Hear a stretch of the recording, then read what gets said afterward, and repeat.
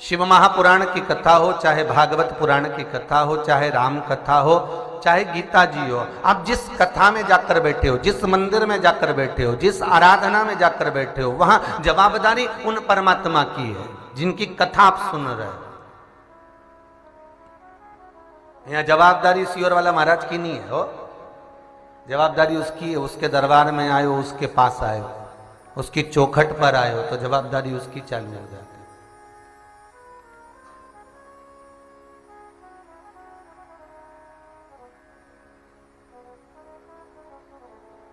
भगवान की भक्ति।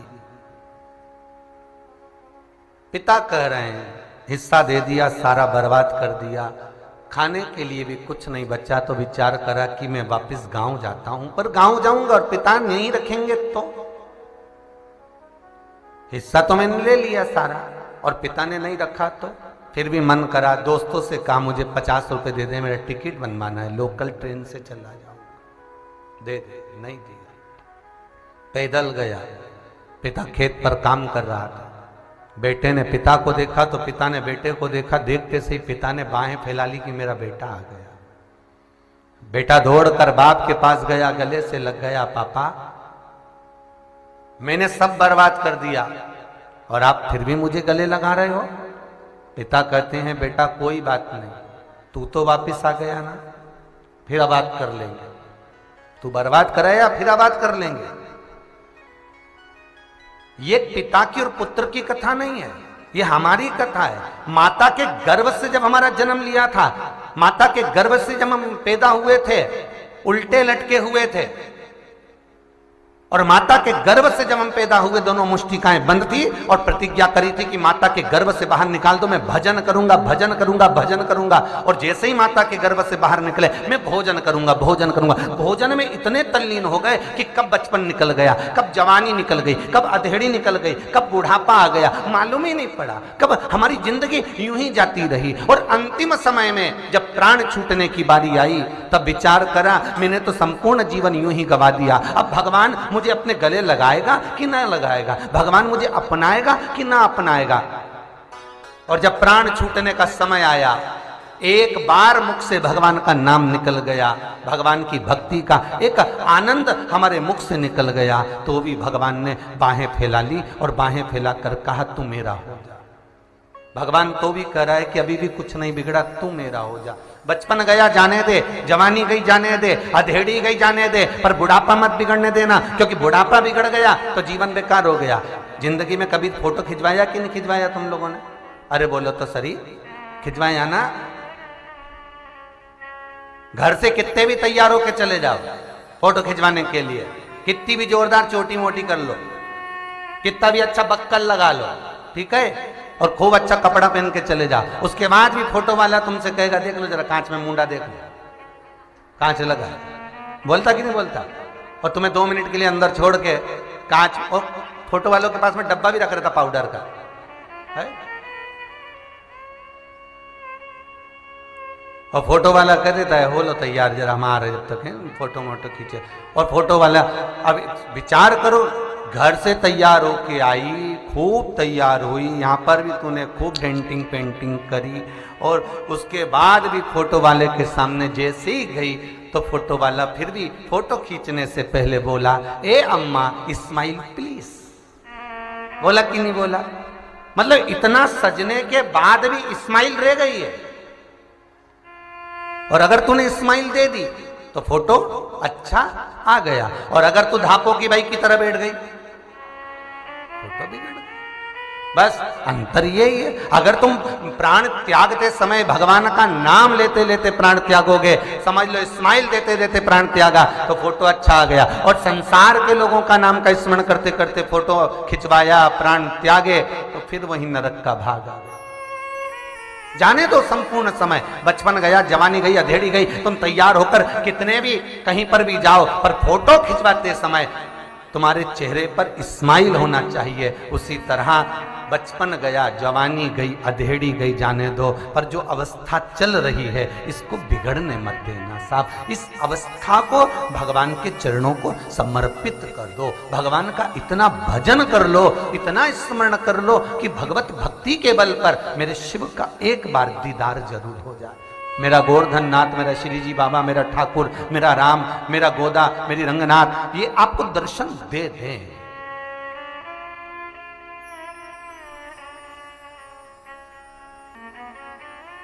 कर्म नहीं छोड़ना, काम भी करो और नाम भी जपो। आपसे कोई ये नहीं, कोई कह दे कि तुम गंगा के घाट पर जाकर बैठ जाना, बिल्कुल मत बैठना। कोई तुमसे कह दे कि नर्मदा के घाट पर जाकर बाबा जोगी बन जाओ, बिल्कुल मत बनो। कोई तुमसे कहे तुम संत बन जाओ, बिल्कुल मत बनना। कोई तुमसे कहे पीठाधीश बन जाओ, बिल्कुल मत बनना। कोई तुमसे कहे मठाधीश बन जाओ, बिल्कुल मत बनना। कोई तुमसे कहे कि तुम तो वैराग्य धारण कर लो, तो कहना हमसे तो बने ही नहीं दादा। साफ मना कर दो, सियोर वाला मना करा है सियोर वाला महाराज। हम ना तो बाबा बने, ना जोगी बने, ना संत बने, ना साधु बने, ना तपस्वी बने, और ना हम घर छोड़ें।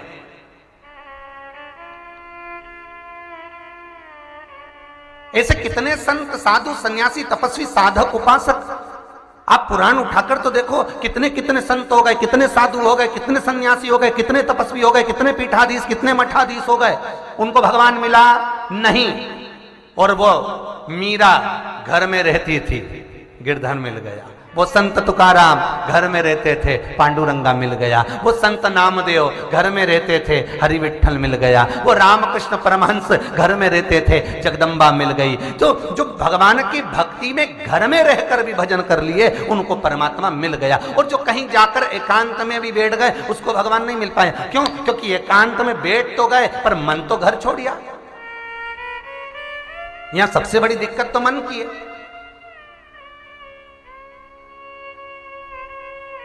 दो दोस्त न्यू ईयर मना रहे थे,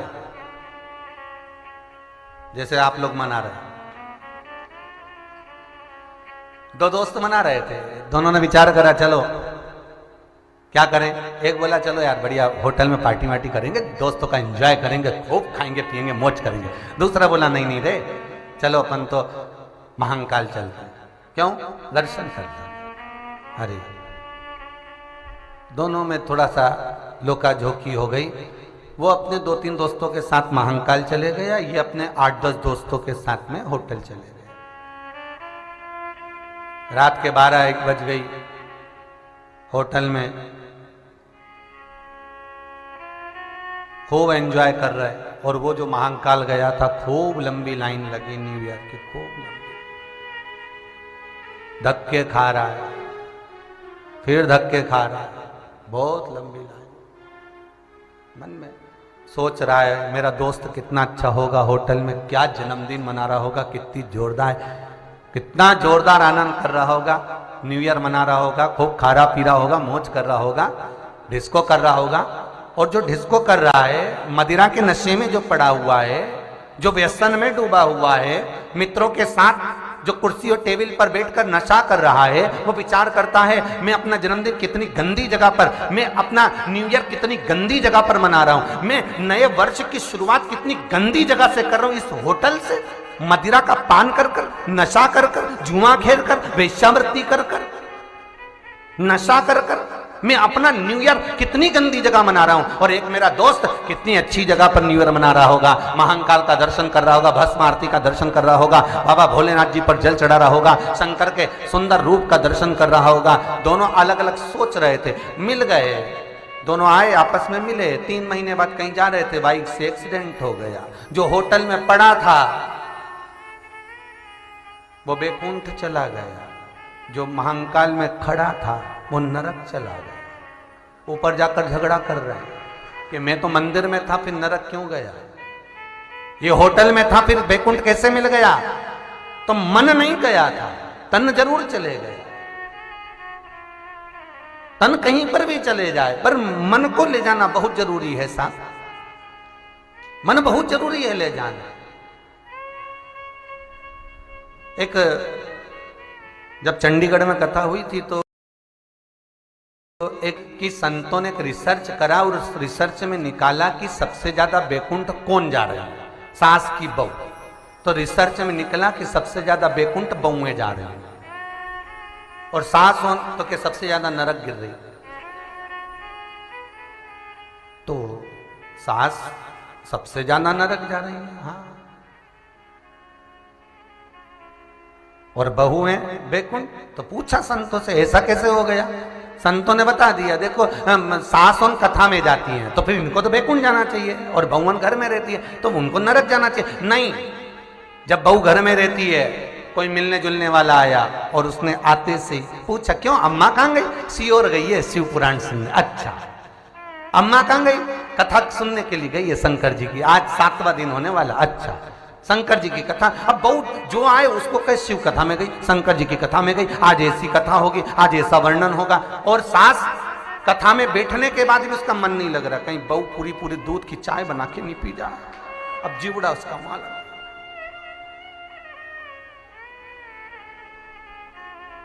25 बार तो सोच रही, भगवान छोरा भी ट्यूशन से आ गया होगा।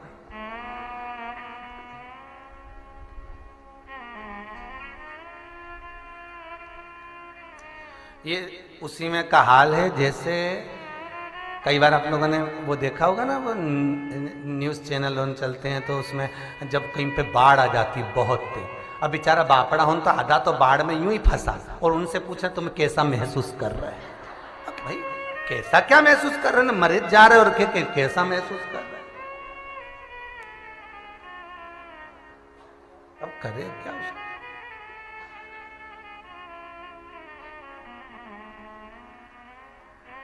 चित्त वृत्ति मन जब भगवान में रम जाए, भगवान का हो जाए, फिर क्या सोचना? ये आनंद आपके जीवन में होना चाहिए। अंधकासुर भले जन्म ले लिया पर माता से कह रहे हैं, भगवान शिव कह रहे हैं, पार्वती इसको उठाकर समुद्र में डाल दे। पार्वती कहती मेरा पुत्र है, आपके अश्रु के द्वारा प्रकट हुआ है, आपके द्वारा प्रकटा है, और अगर ये आपके द्वारा प्रकटा है तो मैं इसको फेंक नहीं सकती, मैं इसको फेंकूंगी नहीं, क्योंकि आपके द्वारा जन्मा है, आपके द्वारा जन्मा।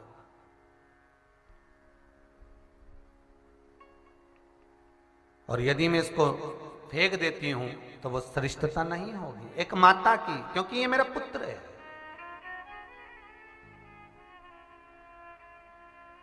और पुत्र कैसा भी हो, पुत्र पुत्र होता है, इसको मैं कैसे फेंक दूं? भगवान शिव कह रहे हैं पार्वती नेत्र बंद करने के बाद प्रकटा है, अगर नेत्र खुले में प्रकट होता तो मैं तुझे तेरी गोद में दे देता।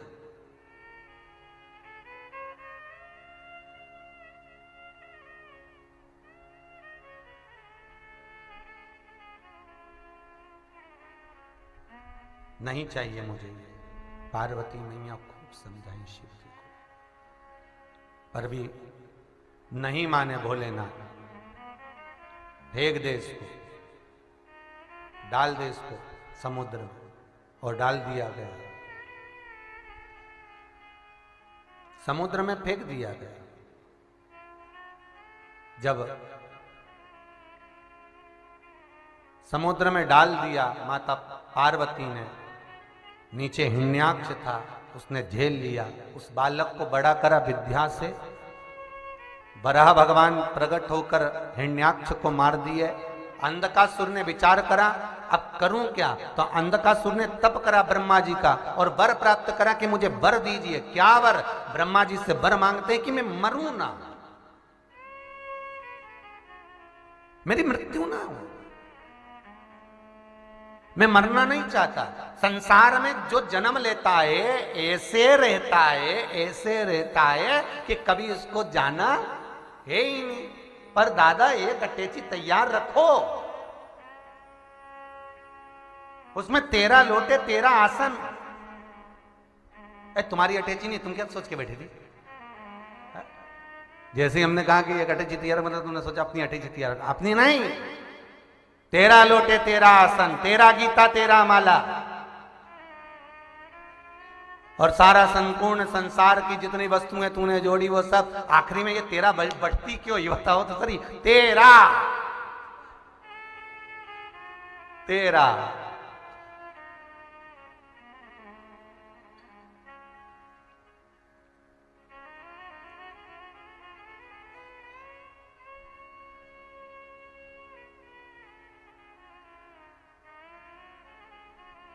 अब कभी भी जाना पड़ सकता है, ना हमारा ना तुम्हारा। जितने लोग कथा को श्रवण कर रहे हैं, किसका भरोसा? अरे बोलो तो रिजी जियो, कौन सी अमर बूटी तुम खा के आई जी, बताओ। और ना हम खा के आए, फिर सोचना क्या है, विचारना क्या है? अंतिम समय भी आए ना तो चेहरे पर स्माइल होना चाहिए, क्योंकि पूरी जिंदगी लगा दी उससे मिलने के लिए। वो कहे तुझसे मिलने के लिए तेरी कसम, एक मुलाकात जरूर, बस।